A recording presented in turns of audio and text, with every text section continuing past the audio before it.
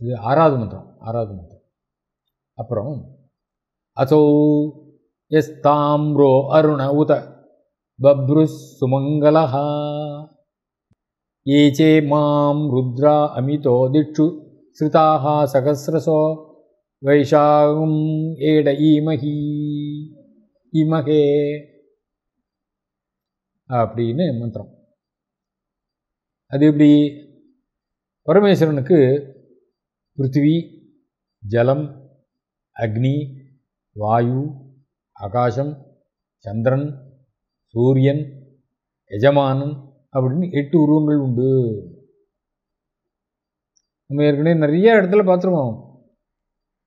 யா சிருஷ்டி சிருஷ்டுராத்யா ஜகதி விதிகுதம் யாக வீர்யாச்சவோத்ரி ஏ த்வே காலம் விதத்தஹ ஸ்ருதி விஷயகுணா யாஸ்திதா வியாபிய விஸ்வம் யாமாஹு சர்வ பீஜ பிரகிருதி யயா பிராணின பிராணவந்தக அஷ்டாபிரிஷான்னு சொல்லி இந்த 8 விதமான இதை சொல்கிறார். என்ன சொல்கிறார்?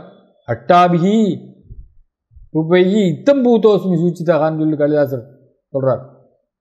மூர்த்திபிகி அஷ்டாபிகி இத்தம் பூதோஸ்மி சூச்சிதகா அப்படின்னு சொல்லி பரமேஸ்வரனே சப்த ரிஷிகள்கிட்ட சொல்கிறதாக குமார சம்பவத்தில் சொல்கிற வழக்கம் காளிதாசர் சொல்கிறார். அதுமாரி இந்த 8 ரூபம் உண்டு பகவானுக்கு. அப்படி இந்த 7வது 8வது மந்திரங்கள்னால என்ன பண்ணுறார் அப்படின்னா, அவர் பரமேஸ்வரனை இந்த அஷ்டமூர்த்திகளையும் ஸ்வரூபங்களையும் வர்ணிக்கிறார். எப்படி இருக்கும் சூரிய மண்டலம் அப்படின்னா, சூரியனே தான் பகவான் நம்ம சொல்லியிருக்கோம். அவருடைய ஸ்வரூபம் எப்படி இருக்கும் அப்படின்னு சொன்னால், ஒரே காலத்தில் நமக்கு செக்கச்செவேர்னு இருக்கும். அப்புறம் கொஞ்சம் சிவப்பு குறையும், அப்புறம் பொன்னிறமாக மாறும். இதனுடைய தாற்பயங்கள்லாம் பார்த்தோன்னா, நல்லூர்னு ஒரு கோயில் கும்பகோணத்துக்கு பக்கத்தில் இந்த சிவலிங்கம் காலம்பரை செக்கச்செவேர்னு தெரியும். அப்புறம் பொன்னிறமாக மாறும். அப்படி மாறிக்கொண்டே இருக்கிறதுங்கிறதுக்கு அந்த இடத்துலலாம் அத்தாட்சிகள் இருக்குது. சிவலிங்கம் காட்சி அளிக்கிறார், உயிரோட்டத்தோடு காட்சி அளிக்கிறாருங்கிறதெல்லாம் நம்ம பார்த்து புரிஞ்சுக்கணும். அதை நம்ம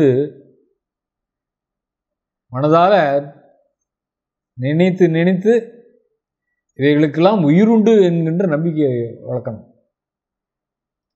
இப்போது பனி நம்மளுடைய வாழ்க்கையில் எவ்வளவோ கஷ்ட நஷ்டங்கள் இருக்குது. அதெல்லாம் பனி போல் விலகணும் அப்படின்னா அதையும் அவர் பண்ணக்கூடியவர். சுமங்கலகான்னு ஒரு வார்த்தையை போட்டோம். சுமங்கலகான்னு என்ன அர்த்தம் அப்படின்னா, நல்ல மங்களத்தை கொடுக்கக்கூடியவர்.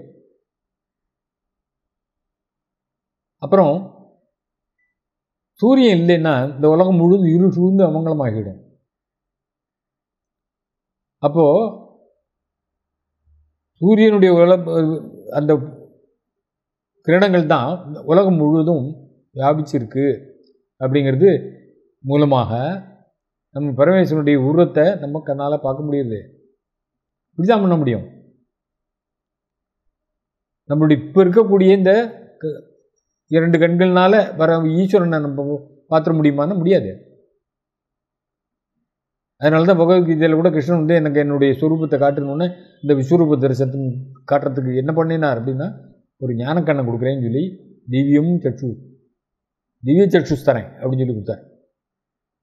அதனால் உருவத்தை இந்த ஆயிரக்கணக்கான பரமேஸ்வர கணங்கள் பூமண்டலத்தை சுற்றி பல இடங்கள்லையும் இருந்துண்டு இந்த ஜனங்களுடைய புண்ணிய பாவங்களுக்கு ஏற்ற பிரகாரம் அனுகிரகத்தையும் நிகிரகத்தையும் செய்கிறார். அனுகிரகம் பண்ணுறது என்னென்னா நமக்கு நல்லது செய்கிறார். நிகிரகம் தண்டிக்க வேண்டிய சமயத்தில் தண்டித்து தான் ஆகணும். செய்த பாவங்களுக்கான தண்டனைகள் சிலது உண்டு இல்லையா? இந்த தண்டனைகளை கொடுத்தாகணும்னா கொடுக்கத்தான் கொடுப்பார். அதை அனுபவிச்சு தான் தீரணும். அப்படி சூரிய மண்டல ரூபி, இதுதான் இந்த சூரிய மண்டல ரூபி ஆதித்ய ரூபத்தில் இருக்கக்கூடிய தேவதையை நம்ம வணங்குறோம். அதுதான் பிரம்மசூத்திரத்தையும் அதுதான் சொல்கிறது. அப்படி ஒரு உபாசனை உண்டு. ஆயிரக்கணக்கான ருத்ரகணங்கள் இவர்களுடைய கோபத்தையும் தோத்திரத்தையும் நமஸ்காரம் முதலியவற்றால் நிவர்த்தி செய்கின்றோம். ஸோ நமஸ்காரங்கிறது பணியணும், அடிபணிதல். இந்த அடிபணிதல் அப்படிங்கிற ஒரு விஷயத்தை தான் சரணாகதி என்று சொல்லுகிறோம். எல்லா தத்துவம் ஒன்று தான். கடைசியில் பல வார்த்தைகளை சொன்னால் கூட என்ன சொல்கிறோம்? அடிபணிந்து விடுகிறோம், சரணாகதி அடைந்து விடுகிறோம். அப்படி சரணாகதி என்று விட்டால் பார்த்துக்க வேண்டியது பெற்றவன் நீ குரு பொறுப்பது உன் கடன். அம்மையேப்பா பெற்றவள் நீ குரு, நீ தானே பெற்றவ, எல்லாத்தையும் என்னை உருவாக்கினது நீ தானே, பொறுப்பது உன் கடன் அப்படின்னா அதுமாரி நீ பொறுத்துக்கோ, தண்டிச்சிடாத, அந்த தண்டனை என்னால் தாங்க முடியாது அப்படின்னு வேண்டிக்கிற போது ஒரு பரிதாபம் வந்துச்சு. தண்டிப்பவர்கள் தனியாக இருந்தால் கூட யமன் போன்றவர்கள் அவர்களிடத்தில் ஒரு ரெக்கமெண்டேஷன் பண்ணாத, தண்டனை கொடுக்காத அப்படின்னு சொல்லக்கூடிய ஒரு இது பாரபட்சமா அப்படின்னா பாரபட்சம் இல்லை. உணர்ந்து விட்டான், மறுபடியும் அதே தான் சொல்லுவேன், கன்ஃபெஷன். ஒன்ஸ் கன்ஃபெஸ்ட் ஃபினிஷ்ட், பாவம் போச்சு அப்படின்னு. மனசு தான் காரணம் எல்லாத்துக்கும். மனையோ மனுஷியானாம் காரணம் பந்த மோட்சயோகம்னு சொல்லிட்டு அவர் பிருகதாரண்யத்தில் சொல்கிற மாதிரி யாக்கியவல்கியர், மனசு தான் காரணம். அந்த மனசு பண்பட்டால் துன்பங்கள் போகிவிடும். ஹேடகான்னு ஒரு வார்த்தை விட்டார். அனாதரவு, கோபம் என்று ரெண்டு பொருள் உண்டு. ஆதரவு பண்ண மாட்டார், கோபம் வந்துடும் அப்படிங்கிறது தான் ஹேடகாங்கிற சப்தத்துக்கு அர்த்தம். வேதங்களில் விதிக்கப்பட்டதை செய்யாதனால அனாதரம். வேதம் சொல்லியிருக்கு அப்படின்னா அதில் சொல்லியிருக்கிறது என்ன, எதுக்காக நான் வேதம் சொன்ன மாதிரி நடக்கணும் அப்படின்னு முரண்பட்டால் அது தவறு. அப்போ அதுக்கு தகுந்த தண்டனை கொடுக்கத்தான் ஆகணும். தண்டனை என்னவா இருக்க முடியும் அப்படின்னா அதை ரியலைஸ் பண்ணுற அளவுக்கு நமக்கு, ஆஹா நான் அப்படி சொல்லிட்டேனே அப்படின்னு ரியலைஸ் பண்ணுற அளவுக்கு ஏதோ ஒரு துன்பம் கொடுக்கத்தான் கொடுப்பார். அதனால் வேண்டாத நிஷித்த கர்மாக்கள் அதை அனுப்பிக்கிறதுனால கோபம் வரும். நான் சொல்கிறேன் இப்படி தான் இருக்குன்னு, நல்லபடியாக நடந்துக்கணும், நமக்கே கோபம் வருது. ஒரு குழந்தையே இப்படி போகாத, அங்கே போகாத, அங்கே போகாத, விழுந்துருவேன் அப்படின்னு சொல்லி சொன்னோம்னா அந்த குழந்தை அங்கே இடுன்னு போய் அங்கே விழுந்துருத்துன்னு சொன்னால் உடனே ஒரு கோபம். அது வாத்சல்ய சீதமான கோபம் வெளிய நம்மளை கெடுத்துணுங்கிற கோபம் இல்லை. ஐயோ நான் சொல்லி கூட நீ கேட்கலையே அப்படின்னு நம்ம கோபம் வருது இல்லையா, அது மாதிரி ஒரு கோபம்.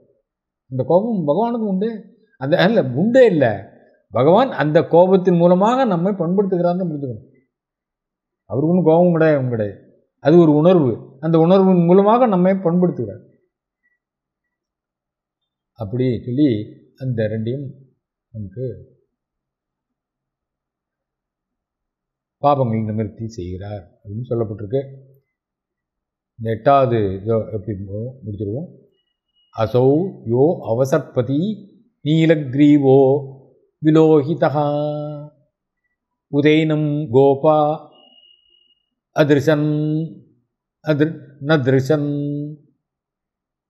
உதகாரியः உதைனம் ஸ்வமிருதானி சத்ருஷ்டோ மிருடயாதி நஹா. என்ன சொல்கிறது இதில் அப்படின்னா, இது 7வது மந்திரம். இது மூலியமாக ருத்ரனுக்கு சமாதானப்படுத்துகிறோம். 8வது மந்திரத்தினால இஷ்டசித்தியை வேண்டிக்கிறோம். பரமேஸ்வரனே தன்னை அனைவரும் கண்டு கழிக்கட்டும் என்ற கருணையினால் பிரதி தினம் சூரிய மண்டல ரூபமாக ஆகாய மார்க்கத்தில் அப்படி சென்று வருகிறார். நான் இருக்கேன், நான் பார்த்துக்கிறேன் அப்படின்னு சொல்கிற மாதிரியும்